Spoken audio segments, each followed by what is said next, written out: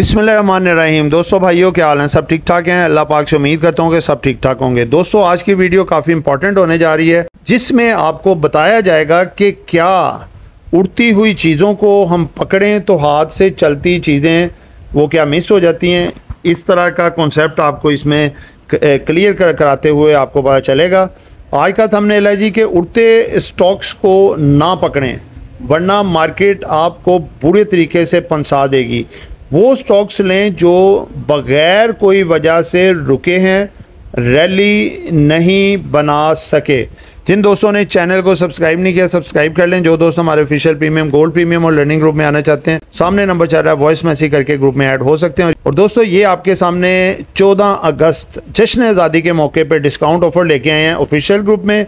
ये है जी premium group में और ये है जी हमारे लर्निंग ग्रुप में। लर्निंग ग्रुप में इसके साथ साथ हमने प्रीमियम ग्रुप आपको एक माह के लिए फ्री ऑफ कॉस्ट दिया है, जो 3000 वाला है, यानी कि एक तीर में दो निशाने। तो दोस्तों वीडियो शुरू करने जा रहे हैं। देखें उड़ती चीज़ें बाज़ दोस्त करते हैं, लो जी फलां ने कह दिया पकड़ लो, ये आइटम अपर कैप पे अपर कैप लगा रही है, आप भी उसमें घुस जाते हैं।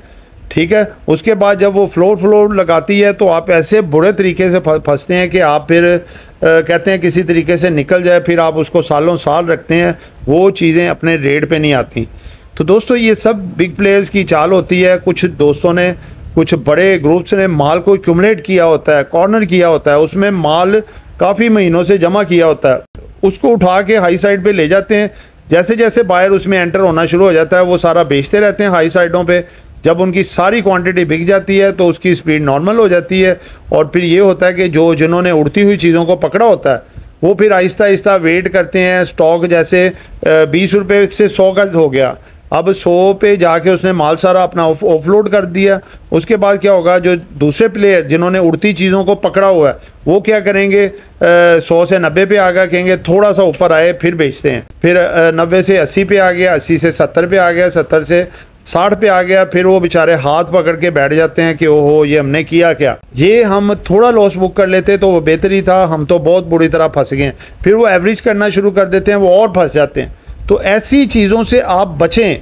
आप चलती हुई लालच को देख के उन स्टॉक्स को छोड़ देते हैं जो कि अभी देखें रैली का हिस्सा ही नहीं बने, उनमें अभी जो है बिग प्लेयर्स की एंट्री नहीं हुई, क्योंकि उनको पता था कि ये स्ट्रांगली बेहतर हैं, इनके फंडामेंटल बेहतर हैं, ताकतवर स्टॉक है, निचली सतह पे पड़े हैं। तो पहले दूसरे उन स्टॉक से फ़ायदा उठा लें जो हम उड़ा रहे हैं चीज़ों को, वो उनमें से बचत लेके आ जाते हैं, फिर उन्होंने उनमें आना होता है। लेकिन आप जो बिल्कुल डाउन साइड पे चीज़ें पड़ी होती हैं उनको छोड़ के उड़ती चीज़ों को पकड़ते हैं, उतनी देर में जब वो आप इंतज़ार कर कर के उन चीज़ों का आने में सोचते हैं तो वो चीज़ें भी काफ़ी बढ़ चुकी होती हैं, तो आपके हाथ कुछ नहीं आता। तो वो डायलॉग वो भी लग जाता है यहाँ पे कि अब पछतावे क्या होगा जब चिड़ियाँ चुकें खेत। ठीक है, इसलिए उड़तियों को छोड़ के आप रुकी हुई चीज़ों को पकड़ें। रुकी खड़ी बस में बैठें, अपनी मर्ज़ी से उसमें सुकून से बैठें, बस चलने का इंतज़ार करें, फिर बस आपको आराम से आपकी मंजिल तक पहुंचाएगी।